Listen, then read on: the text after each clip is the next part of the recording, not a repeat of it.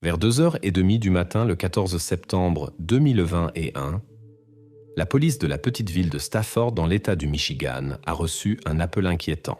L'appelant était Alex Richardson, résident de la maison numéro 48 dans la rue Winslow, calme et confortable. L'homme était visiblement nerveux et a signalé que son fils de 7 ans, Max, avait disparu directement de son lit. Lorsque Alex est entré dans la chambre de l'enfant, le lit était vide et la fenêtre à l'arrière légèrement ouverte. La maisonnelle même était verrouillée de l'intérieur et Alex se souvenait avoir entendu un étrange grincement quelques minutes auparavant, auquel il n'avait toutefois pas accordé d'importance particulière.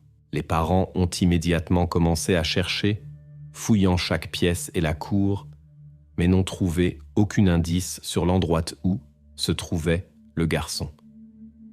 Lorsque la police est arrivée sur les lieux, ils ont examiné la chambre de l'enfant. La pièce était en ordre.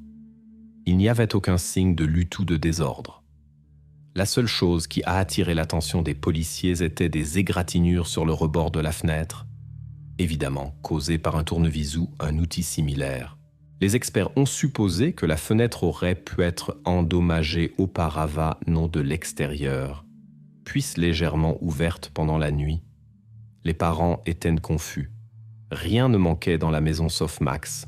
La mère du garçon, Laura, a confirmé que seul son enfant avait disparu. Même la couverture sous laquelle Max dormait était sur le sol à côté du lit.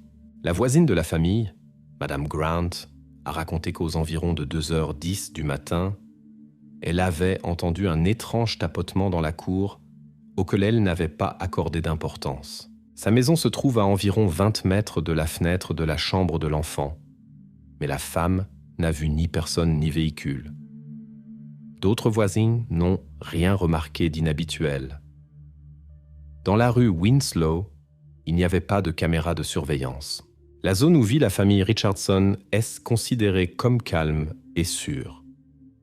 Avant cet incident, elles n'avaient jamais appelé la police. Cependant, au cours des 6 derniers mois, des choses étranges se sont produites dans la maison.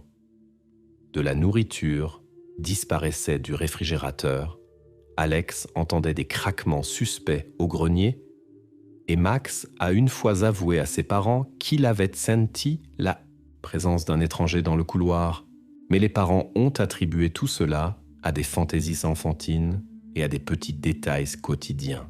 2 semaines avant la disparition, Laura a remarqué une porte endommagée menant au grenier, mais Alex a décidé qu'ils agissaient simplement de vieilles charnières. L'examen du grenier a commencé vers 4h du matin. Là, la police a trouvé plusieurs sacs froissés et un récipientaine plastique vide pour aliments.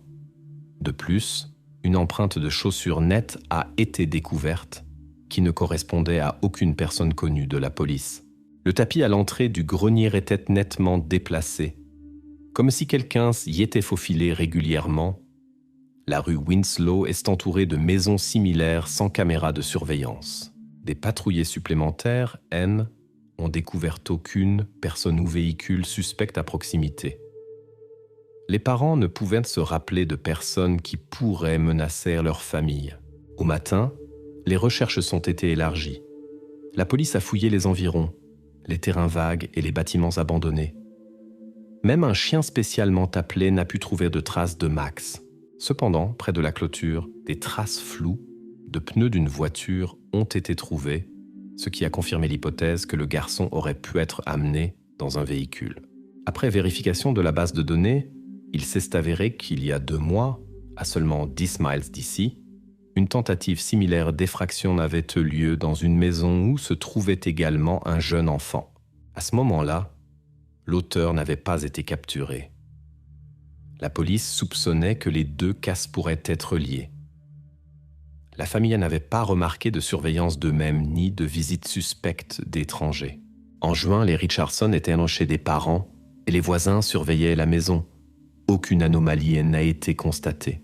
Les enquêteurs sont ordonnés un examen supplémentaire des empreintes de chaussures du grenier et ont demandé des enregistrements des stations-service et des magasins locaux, dans l'espoir que l'auteur ait pu quitter la ville dans l'heure suivant l'enlèvement. Malgré l'absence de caméras urbaines, les stations-service auraient pu enregistrer le véhicule de l'auteur. À 9 heures du matin, la police a appelé à des recherches publiques.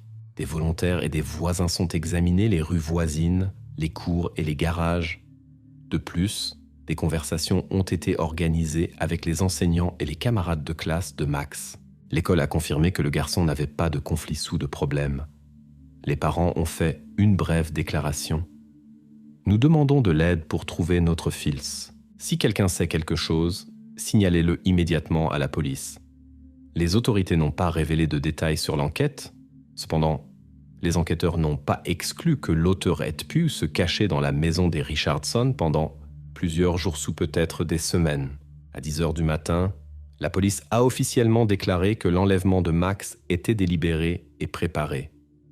La chambre de l'enfant est avérée être une cible idéale. Elle donne sur l'arrière-cour non éclairée, sans obstacle pour une fuite rapide. Dans le grenier, on a trouvé des traces d'un étranger. Cependant, la police n'avait pas encore pu déterminer si l'auteur était dans la maison avant que les parents ne se couchent, ou s'il était entré plus tard. L'enquête est poursuivie activement. Les résidents de la région n'ont été priés de se souvenir d'incidents suspects au cours des dernières semaines. Certains se sont souvenus de sons étranges, mais ces données n'étaient pas suffisantes pour une conclusion claire. L'enquête a reçu un statut prioritaire, car il s'agissait de la disparition d'un enfant. Les preuves sont commencées à former lentement mais sûrement une image inquiétante d'un enlèvement soigneusement planifié. Le 14 septembre, vers 10h30 du matin, la police de Stafford a demandé des patrouillers supplémentaires pour la partie ouest de la ville. La nouvelle de la disparition de l'enfant est répandue rapidement via les médias locaux et les réseaux sociaux. Au même moment, un groupe de 3 enquêteurs a continué à recueillir des preuves dans la maison des Richardson. Le premier examen a été terminé jusqu'à 11h du matin. Les experts ont emporté un morceau de linoléum à l'entrée de la chambre de l'enfant pour vérifier les empreintes de pas et ont prélevé des échantillons de peinture du cadre de la fenêtre où il y avait des signes d'effraction. Vers son Vingt, le père de Max disparu, Alex Richardson, a remis aux enquêteurs une liste de personnes qui avaient visité leur maison au cours des 6 derniers mois. La liste comprenait des voisins, des parents et quelques employés d'une entreprise qui avaient rénové le toit en avril. Les enquêteurs sont décidés de mener de brèves conversations avec tous ceux qui auraient pu remarquer des personnes suspectes près de la maison. Cependant, les premiers interrogatoires ont révélé aucun conflit ni menace contre la famille. Jusqu'à midi, la police avait terminé les conversations avec les voisins immédiats. Certains résidents ont mentionné qu'un homme inconnu était passé à plusieurs reprises chez eux, proposant de petites réparations sous l'entretien de la pelouse. 3 personnes étaient certaines qu'il agissait du même homme, mais décrivaient son apparence différemment. Les enquêteurs sont vérifiés les entrepreneurs locaux, mais aucune entreprise n'a confirmé avoir un employé correspondant aux descriptions des témoins. Vers 1h, un appel important est venu du résident Joel Patterson, qui a signalé que dans la nuit du 12 septembre, quelqu'un avait tenté de forcer la serrure de sa grange. La serrure avait été endommagée, mais le voleur n'était pas rentré. À l'époque, il n'avait pas appelé la police, mais soupçonnait maintenant un lien avec la disparition de Max. Les experts ont examiné la serrure endommagée et ont déterminé que l'outil pourrait correspondre à celui utilisé pour entrer dans la maison des Richardson. À 2h de l'après-midi, la police a tenu un point presse. Un porte-parole de l'autorité a confirmé que le malfaiteur avait manifestement été dans la maison des Richardson auparavant. Des découvertes dans le grenier et des dommages au cadre de la fenêtre ont également été mentionnés. La police a demandé aux résidents de signaler les véhicules suspects dans la région. Pendant ce temps, un autre groupe d'enquêteurs examinait les enregistrements de caméras des stations-service sur la route vers les banlieues ouest. Vers 3h30, ils ont découvert un véhicule filmé à 3h12 du matin dans l'une des stations. La voiture n'avait pas de plaque d'immatriculation. Le conducteur a fait le plein de diesel, a payé une espèce et est parti rapidement. L'employé de la station-service ne se souvenait d'aucune caractéristique particulière de l'homme. Jusqu'à 4 heures de l'après-midi, une amie d'école de Laura Richardson a rapporté que Laura s'était déjà plainte de bruits suspects venant du grenier Renout. À ce moment-là, la femme n'était pas sûre de devoir appeler la police. Les enquêteurs sont soupçonnés que le ravisseur avait peut-être observé la maison depuis longtemps et ont élargi la zone de recherche. Vers 5h30 du soir, des volontaires sont fouillés des bâtiments abandonnés dans un rayon d'1,5 km de la rue Winslow. Dans une maison, elles sont trouvées des sacs de couchage et des boîtes vides, mais aucune trace de Max. Exactement à 6h du soir, un appel anonyme est arrivé sur la ligne d'assistance. L'appelant a rapporté avoir vu un garçon ressemblant à Max vers 10h du matin le même jour sur le parking du centre commercial Green Hill. Les enregistrements des caméras ont été vérifiés, mais l'examen préliminaire a donné aucun résultat. La police a poursuivi l'analyse détaillée du matériel vidéo. À 19h15, les experts ont terminé l'examen des traces de chaussures trouvées dans la maison. Il a été établi que la semelle correspondait à une taille masculine 9,5. Ces traces correspondaient aux empreintes d'une affaire similaire dans le district voisin, survenue 2 mois auparavant. À la fin de la journée, les enquêteurs sont établis les principales théories. L'enlèvement a été soigneusement planifié à l'avance. Le malfaiteur est entré plusieurs fois dans la maison des Richardson. Très probablement, il a agi seul et a utilisé un outil spécial pour l'effraction. Max aurait pu être rapidement amené hors de la ville.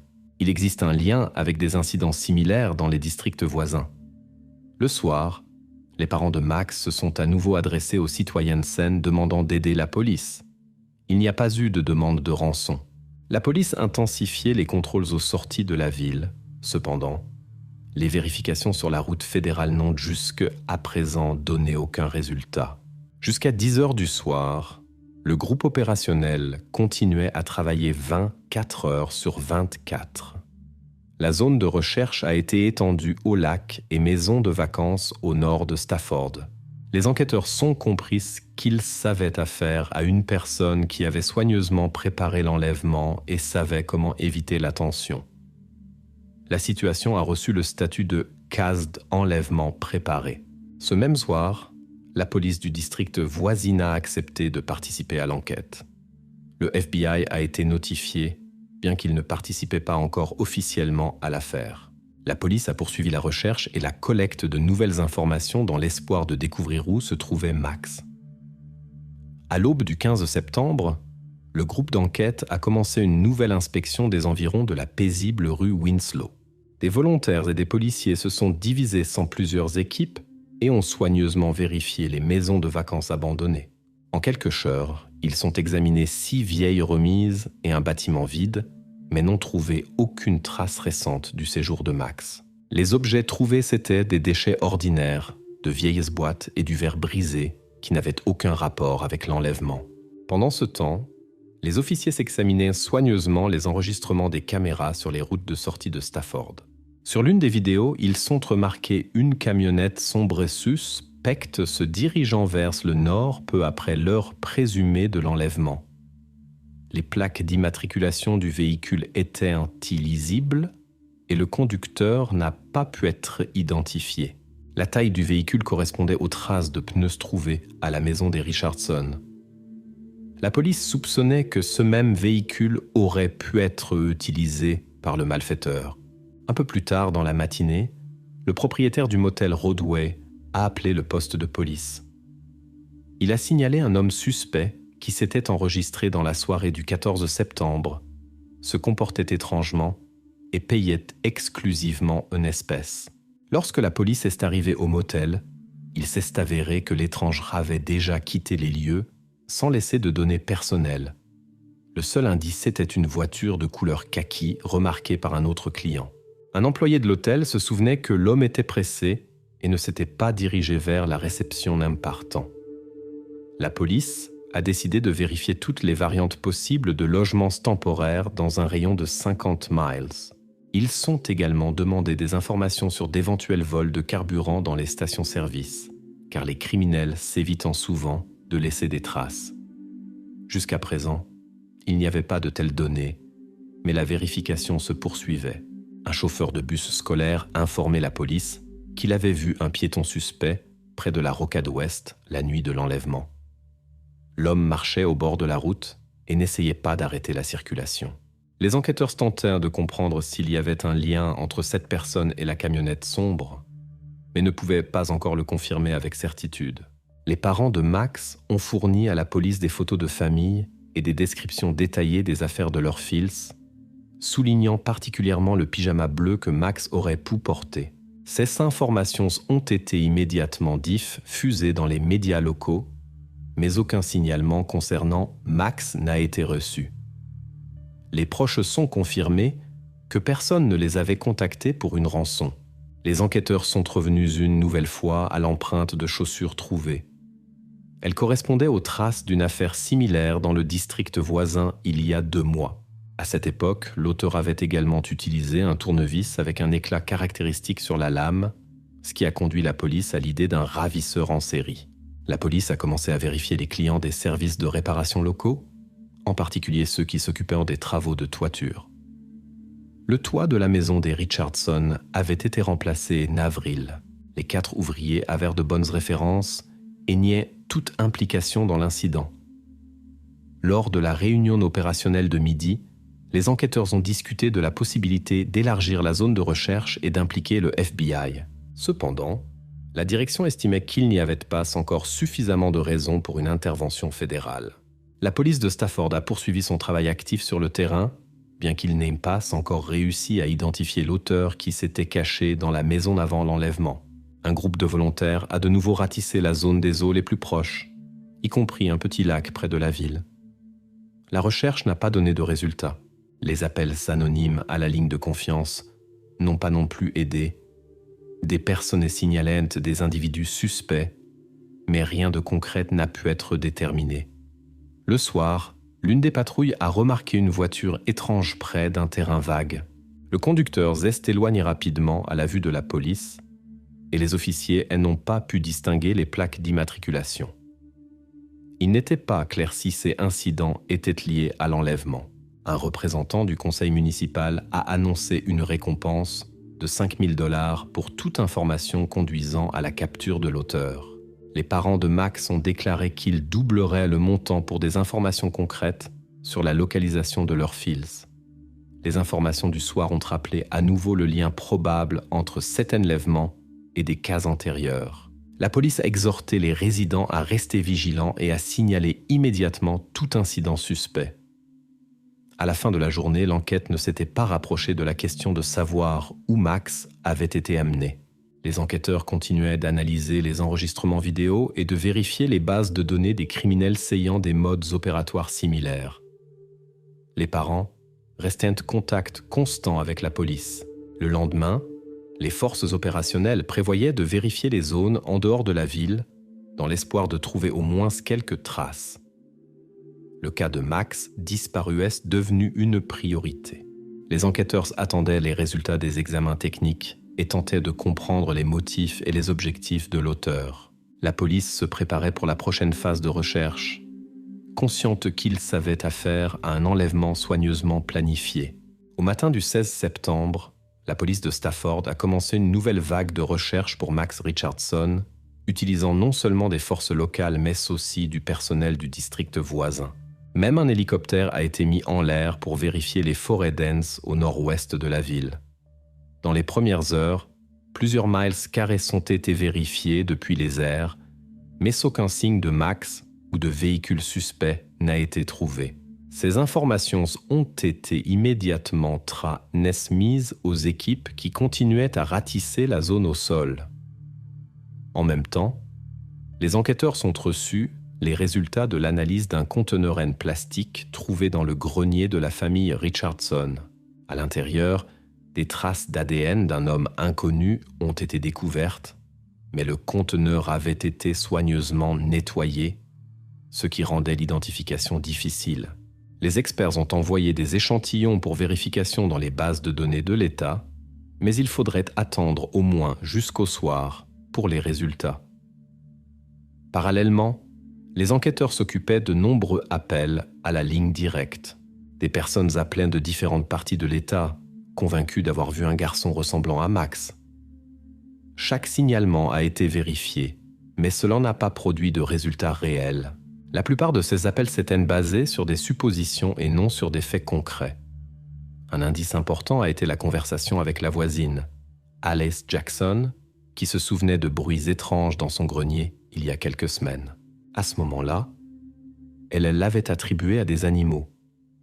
La police a inspecté sa maison et a découvert des traces de pas à peine perceptibles, similaires à celles trouvées dans la maison des Richardson. Bien que la correspondance ne soit pas exacte, cela confirmait qu'un inconnu avait pu être vérifié plusieurs maisons à la recherche d'une cachette appropriée. Bientôt, des traces similaires sont été trouvées dans le grenier de la maison voisine, dont les propriétaires étaient absents en août. Là, ils ont même trouvé des indices que la trappe avait été ouverte. Les propriétaires n'en avaient aucune idée. Cela a convaincu les enquêteurs de la théorie selon laquelle auteur pouvait systématiquement entrer dans différentes maisons et étudier la situation à l'avance. Pendant ce temps, l'un des enquêteurs s'est souvenu d'un homme qui avait été arrêté il y a quelques mois dans le district voisin pour tentative d'intrusion dans un entrepôt. On lui avait trouvé un tournevis de forme inhabituelle, similaire à celui qui avait laissé des marques sur le lieu de l'enlèvement de Max. Cet homme avait alors été libéré, faute de preuves. Mais la police a décidé de vérifier où il se trouve maintenant. Il s'est avéré que le suspect avait récemment quitté un refuge pour sans-abri dans la ville voisine. Les employés du refuge ont rapporté qu'il était parti quelques jours avant l'enlèvement de Max et n'était pas revenu. Des témoins sont mentionnés que l'homme voulait trouver du travail, mais la police n'avait pas plus d'informations. Les enquêteurs sont demandé l'accès aux transactions bancaires dans les villes proches pour suivre les mouvements du suspect. Parallèlement, les enregistrements des caméras des stations-service ont été vérifiés. Sur l'une d'elles, une camionnette similaire à celle qui pourrait être liée à l'enlèvement a été aperçue. Le véhicule se dirigeait vers un parc industriel abandonné à proximité, mais une vérification sur place n'a révélé aucune trace de Max. Les chiens pisteurs et les équipes de recherche ont continué d'examiner les entrepôts abandonnés et les zones industrielles, mais n'ont trouvé que des traces de sans-abri et non de Max. À un endroit, un vieux matelas et des bouteilles ont été trouvés, mais l'analyse n'a confirmé aucun lien avec l'affaire. Le soir, les parents de Max se sont à nouveau adressés aux habitants et leur ont demandé de vérifier soigneusement leurs greniers et caves. Beaucoup ont réagi, mais il n'y avait pas de nouveaux faits. Cependant, les gens sont devenus plus attentifs et signalèrent plus fréquemment à la police la moindre petite chose. Les résultats préliminaires de l'analyse ADN du grenier ont révélé aucune correspondance dans la base de données de l'État du Michigan. Une recherche complète dans la base de données fédérale pourrait prendre plusieurs jours. Si le suspect n'avait pas d'antécédents criminels, il serait difficile de déterminer son identité. Un des blogueurs locaux informait la police le soir qu'il avait vu un garçon ressemblant à Max près du centre commercial Brighton Valley. Mais la vérification des caméras de surveillance a montré que le garçon y était venu avec ses parents et c'était une autre fausse alerte. À la fin de la journée, la recherche de Max s'est poursuivie, mais il n'y avait pas de traces claires. La police a compris qu'elle avait affaire à un crime soigneusement préparé. Les enquêteurs sont décidés que des ressources fédérales devraient être ajoutées et que la zone de recherche devrait être élargie. Les parents de Max se préparaient à s'adresser au grand public dans l'espoir de trouver au moins quelques nouvelles informations qui pourraient aider à ramener leur fils à la maison. Les enquêteurs sont poursuivis leur travail, essayant pas à pas de recueillir tous les détails possibles et de rassembler des preuves trouvées dans plusieurs maisons où l'inconnu était introduit selon un scénario similaire. Peu à peu, il est devenu clair que le coupable choisissait des greniers et des caves, essayait de passer inaperçu et profitait du fait que les propriétaires regardent rarement dans ces endroits. Les voisins de la famille Richardson se souvenaient maintenant que de petits vols de nourriture et d'objets personnels avaient commencé bien avant l'incident. Auparavant, les habitants du quartier attribuaient cela à des actes aléatoires de vagabonds. Mais l'enlèvement de Max a fait comprendre à tous que le coupable agissait de manière beaucoup plus consciente et réfléchie. La police est revenue aux documents d'archives et a étudié les données sur une personne qui était apparue précédemment dans des cas d'intrusion illégale. Les documents mentionnaient que cet homme pouvait rester longtemps dans des maisons étrangères et éviter soigneusement le contact avec les résidents. Il utilisait tout ce qu'il trouvait dans la maison, se nourrissait de ce qui pouvait être pris facilement sans être remarqué et étudiait soigneusement la routine quotidienne des propriétaires. Il était noté séparément que le suspect observait potentiellement des enfants, bien qu'il n'y ait pas eu d'enlèvements réels dans ces cas. Parallèlement, la police effectuait des contrôles dans des entrepôts et des hangars dans les banlieues. Dans l'un de ces espaces, les experts ont trouvé une boîte avec des traces de sang et une petite chaussette très similaire à celle que Max portait.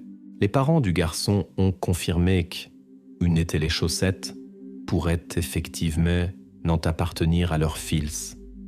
Mais il n'y avait pas de certitude absolue, car aucune marque ou caractéristique particulière ni a été trouvée. Les experts ont analysé la boîte, cependant, ils n'ont pas réussi à créer un profil ADN complet et les conclusions sont restées peu claires. Dans la profondeur du même hangar, elles ont trouvé des signes que quelqu'un y avait passé la nuit, de vieux tapis, des boîtes vides de conserve bon marché et un bidon d'eau, mais aucune trace de la présence d'un enfant. Bientôt, les enquêteurs ont reçu un message important d'une connaissance d'un des travailleurs locaux, qui se souvenait d'une conversation inhabituelle avec un étranger dans la région de la rue Winslow. Cet homme posait des questions étranges. Comment accéder à un grenier sans être remarqué? Comment sont construits les conduits d'aération? Et où se trouvent habituellement les escaliers de service? À ce moment-là, l'interlocuteur pensait qu'ils agissaient d'une simple réparation domestique et n'accordaient pas d'importance au comportement suspect. La police a soigneusement documenté son témoignage et l'a ajouté au tableau général de l'enquête. Les volontaires participant à la recherche ont mentionné à plusieurs reprises une camionnette sombre vue à plusieurs reprises dans la région.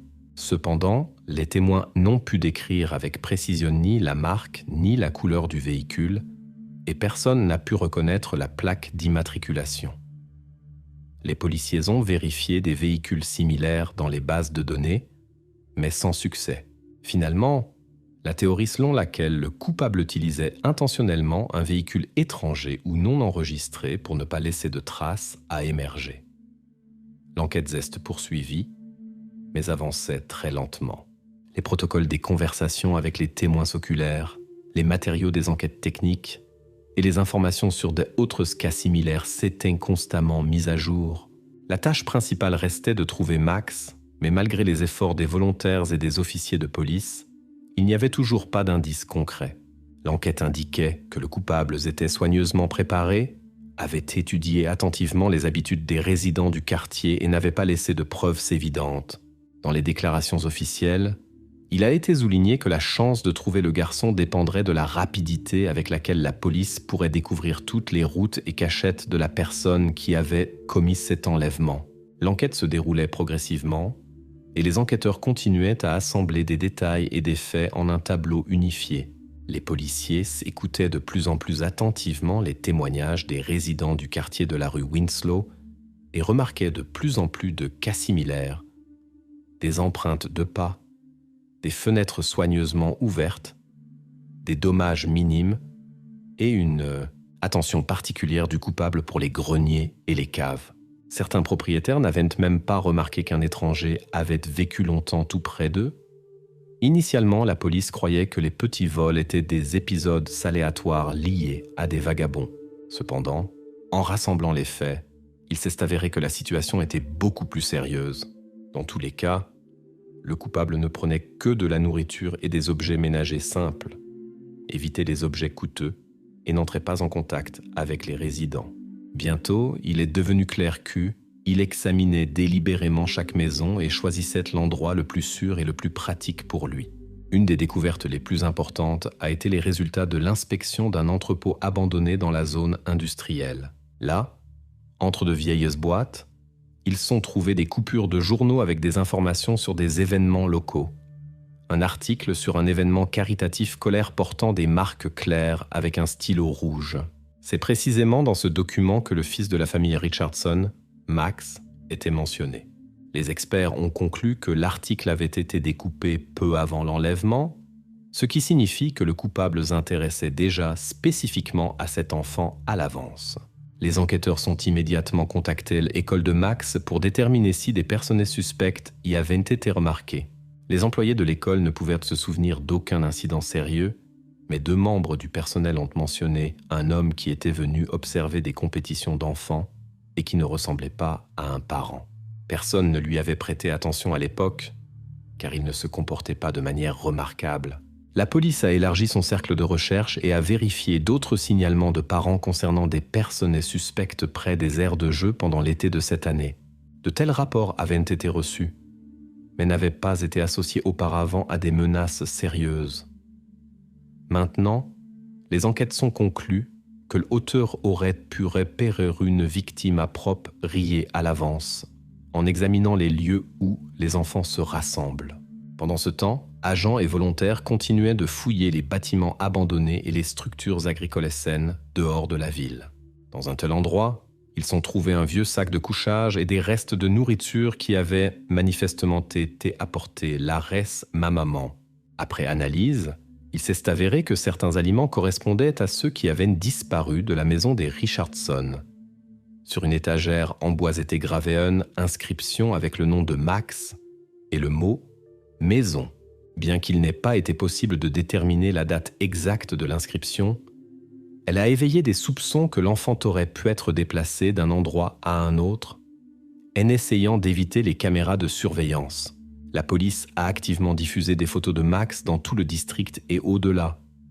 Des volontaires ont lancé une campagne sur les réseaux sociaux et ont demandé aux résidents de signaler tous les endroits où l'auteur pourrait se cacher. Le téléphone de la ligne d'assistance sonnait sans cesse, mais tous les messages se sont avérés inutiles. Personne n'avait vu l'enfant personnellement, et il n'y avait pas non plus de contact direct avec le ravisseur. Les enquêteurs sont déterminés que l'auteur agissait avec beaucoup de prudence et de réflexion. Il choisissait soigneusement des maisons où il pouvait rester inaperçu pendant longtemps, éviter les caméras vidéo et ne laissait pas de preuves évidentes. On a demandé aux parents de Max de ne pas divulguer de détails sur l'enquête afin de ne pas entraver la recherche et de ne pas effrayer d'éventuels témoins. La recherche s'est poursuivie dans plusieurs directions. Vérification des bâtiments abandonnés, analyse minutieuse des objets trouvés, collecte de témoignages sur des personnes suspectes. L'administration municipale a fourni des fonds supplémentaires pour embaucher des enquêteurs privés et certaines preuves sont été envoyées dans l'État voisin pour une analyse accélérée.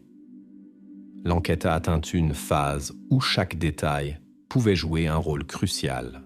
Tout indiquait que l'auteur agissait selon un plan préétabli. Les enquêteurs sont décidés de réexaminer tous les incidents d'effraction précédents pour comprendre comment il était passé de petits vols à l'enlèvement d'un enfant.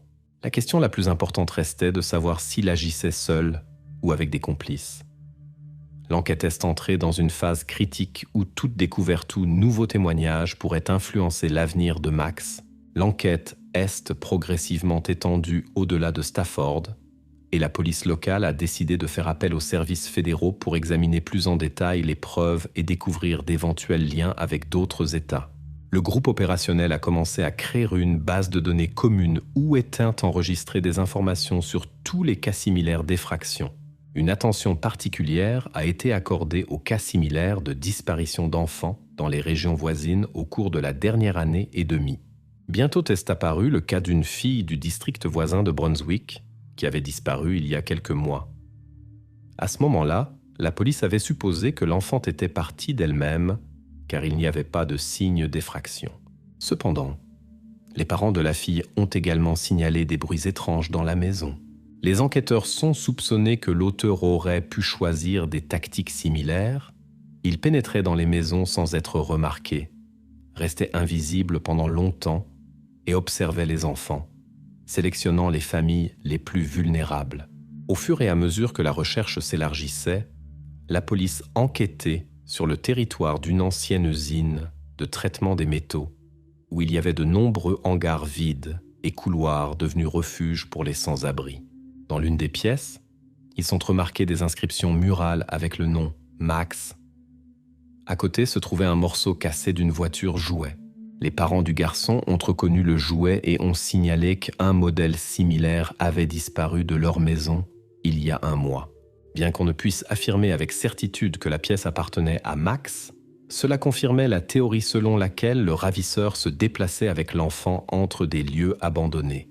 Les experts ont continué à comparer des échantillons d'ADN trouvés dans le grenier et d'autres endroits avec toutes les bases de données disponibles. À nouveau est apparu le nom de Michael Green, un homme avec un historique de petits vols et d'effractions. Green avait également été soupçonné auparavant d'observer des personnes. Il a laissé des empreintes similaires et n'a pas coopéré avec les enquêtes. Après sa libération conditionnelle et anticipée, il n'est pas apparu à son adresse et pouvait se déplacer librement dans l'État. En même temps, la police a continué à collaborer étroitement avec la famille Richardson. Les parents ont compilé une liste d'objets qui ont disparu avec Max, un petit sac à dos, des vêtements et quelques jouets. Les enquêteurs ont demandé aux volontaires de signaler s'ils remarquaient quelque chose de cette liste. La police a également indiqué que l'auteur choisit probablement des lieux cachés et évite les zones fréquentées. C'est pourquoi les inspections régulières de maisons abandonnées et d'entrepôts se sont poursuivies. Parallèlement, des versions liées à des motifs personnels ont été explorées. Cependant, Alex et Laura Richardson ont catégoriquement nié l'existence de conflits, de dettes sous, de litiges juridiques. Leurs voisins sont confirmés que la famille n'avait jamais eu de problème. Il est devenu clair que le motif de l'enlèvement pouvait difficilement être la vengeance ou l'argent. Personne n'a appelé les parents pour exiger une rançon. La police a souligné que cette affaire ne pourrait être résolue que par une étroite collaboration avec les résidents et les médias.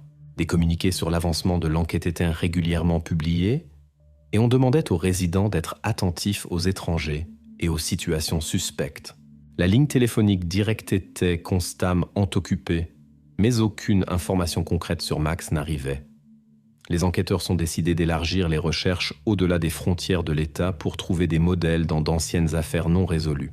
Les experts ont noté que le coupable choisissait toujours des zones calmes, évitait les maisons s'équiper d'alarmes et de vidéosurveillance, planifiait soigneusement chaque étape et recueillait des informations sur la famille à l'avance. Des mesures spéciales ont également été prises pour la sécurité des parents de Max, car on soupçonnait que le ravisseur pourrait tenter de les contacter. Il leur a été interdit de partager les détails de l'enquête avec des étrangers, de partager des contacts et de mentionner les preuves trouvées. Les enquêteurs n'ont pas exclu que le coupable suivait l'évolution des événements et pourrait changer sa tactique selon le comportement de la famille.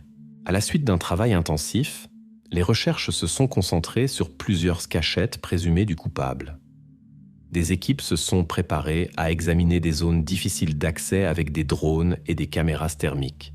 Tous attendaient les résultats définitifs de l'analyse ADN dans l'espoir qu'ils s'aideraient à déterminer plus rapidement l'identité du ravisseur. Ainsi, l'affaire Max Richardson est entrée dans une phase où chaque nouveau détail pouvait être décisif. Les enquêteurs étaient convaincus que le crime n'était pas spontané et vérifiaient maintenant soigneusement si le coupable avait agi seul ou avec des complices. Tous espéraient que la prochaine phase de l'enquête apporterait enfin des clarifications et aiderait à ramener Max à la maison. L'enquête s'est accélérée et maintenant des agents et des experts travaillaient simultanément dans plusieurs directions. Une partie de l'équipe étudiait en détail les archives régionales et les anciennes affaires, notamment les cases d'intrusion dans des maisons suivies de disparitions d'enfants. Les autres s'occupèrent de la recherche active et de l'inspection d'objets dans un rayon de 50 à 70 miles de Stafford. Une attention particulière a été accordée non seulement aux bâtiments abandonnés, mais aussi aux zones forestières, aux péninsules, aux stations de bateaux et aux fermes isolées, des endroits où le ravisseur pourrait se cacher sans attirer l'attention. Chaque nouveau lieu était immédiatement enregistré dans la base de données commune. Les experts ont continué à analyser les preuves précédemment trouvées à divers endroits, comme de vieux hangars, des datchas abandonnés et des entrepôts industriels. Une théorie a émergé selon laquelle le coupable pourrait utiliser des ateliers illégaux sous des espaces loués où les propriétaires ne vérifiaient pas les documents des locataires. L'un des propriétaires a confirmé qu'il avait récemment loué un petit espace sur le territoire d'une ancienne usine à un homme qui payait le loyer en espèces et ne présentait pas de documents. Il apparaissait rarement en personne et évitait le contact direct. Les policiers ont vérifié le registre des visites, mais il s'est avéré que les informations étaient incomplètes et le propriétaire ne pouvait pas confirmer les dates exactes. Sur la base des données obtenues, les enquêteurs sont tentés de créer un itinéraire possible du coupable N, tenant compte de ces espaces cachés. Lors de l'analyse, des zones où les caméras de surveillance ne fonctionnaient pas ou n'existaient pas du tout ont été identifiées. Les agents soupçonnaient que le coupable choisissait spécifiquement de tels endroits pour éviter d'être observé. Cependant, il restait incertain et il agissait toujours seul ou avait des complices. Certaines preuves, comme des traces dans de grandes zones et différents moments d'apparition, pourraient indiquer l'implication de plusieurs personnes. La famille Richardson a reçu des informations limitées sur l'avancement de l'enquête. Les parents de Max ont continué à travailler activement avec des volontaires, mais ont évité le contact avec la presse. Les psychologues leur ont conseillé de rester calmes et d'éviter les détails dans les médias pour ne pas donner au coupable un aperçu du déroulement de l'enquête. Malgré l'intérêt des journalistes, les représentants officiels de la police n'ont fait que de brefs commentaires. Dans l'un des entrepôts loués, enregistrés avec des documents falsifiés, la police a trouvé un dessin d'enfant présumé être de Max. Les feuilles étaient sales, et bien que les experts n'aient pas pu extraire un profil ADN complet, les marqueurs et le style de dessin correspondaient aux objets disparus de la maison des Richardson. Les parents de Max, après avoir examiné les photos de ces dessins, ont soupçonné que leur fils pourrait en être l'auteur. Cette découverte est devenue un indice important. Après cela, la police a concentré son attention sur les entrepôts et les hangars dans le secteur sud-est de la ville. Il y avait plusieurs bâtiments avec des générateurs autonomes où on pouvait entrer inaperçu. La zone était impopulaire parmi les entrepreneurs locaux raison d'accidents techniques dans le passé. Il n'y avait pratiquement personne là-bas et les témoins c'était très rare. Cela correspondait parfaitement au mode opératoire du ravisseur. La police locale intensifiait la coopération avec les structures du district et a effectué des contrôles conjoints des routes à proximité des objets industriels.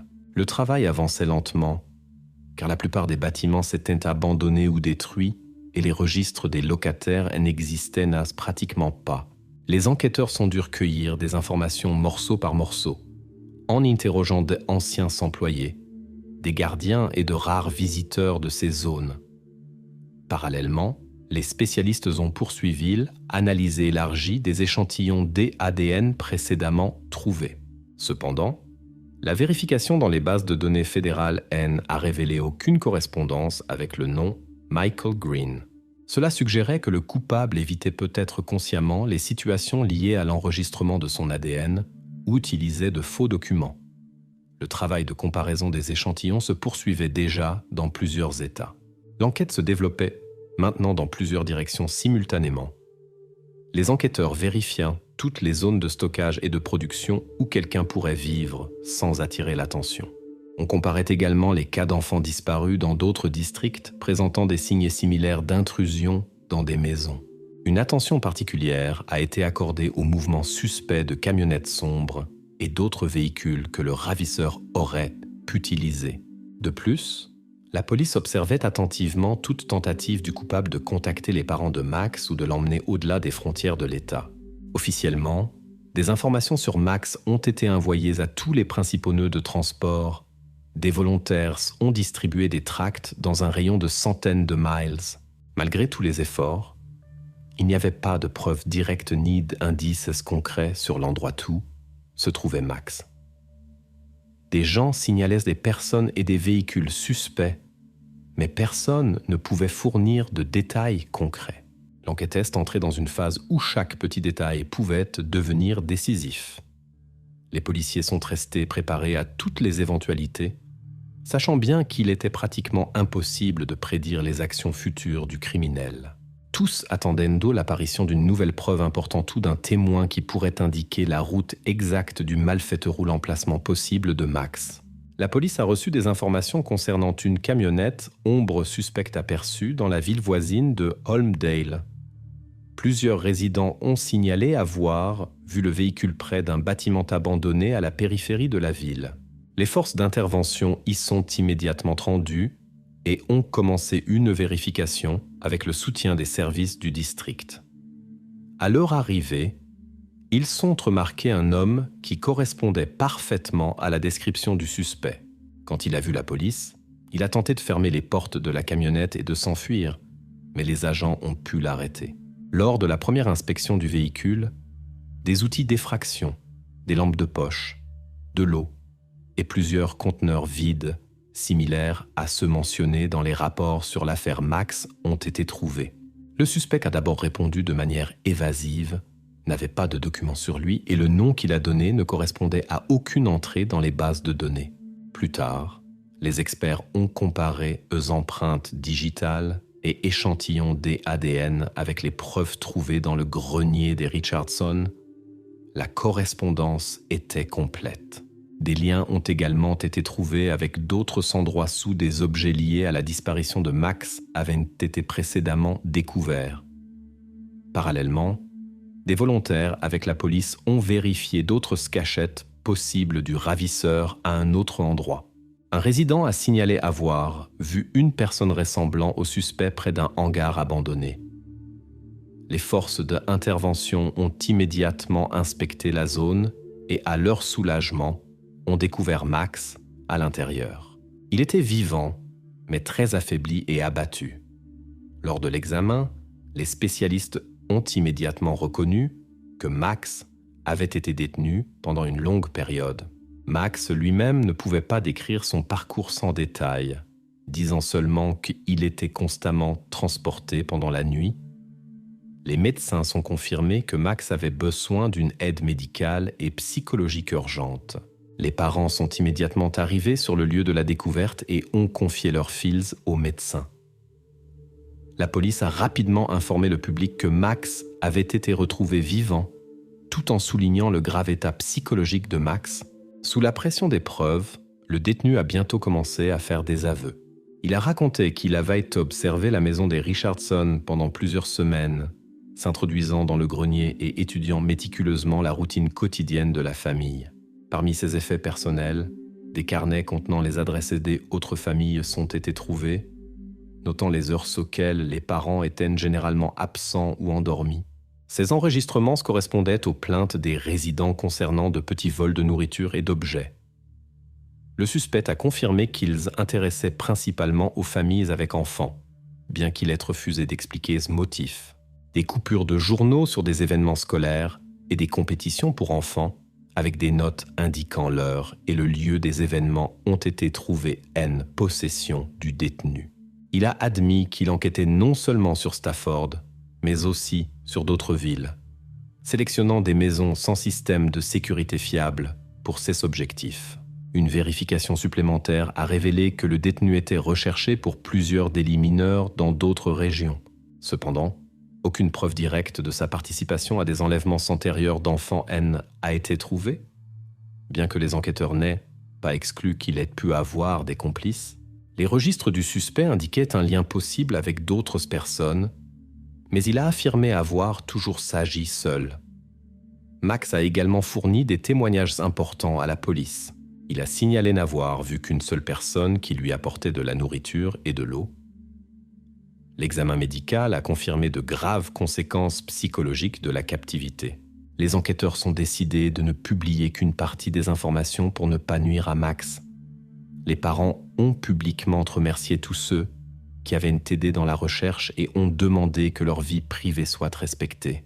Peu après, le détenu a été officiellement accusé de plusieurs crimes: intrusion non autorisée dans un logement, enlèvement d'un enfant, prise d'otage et autres infractions.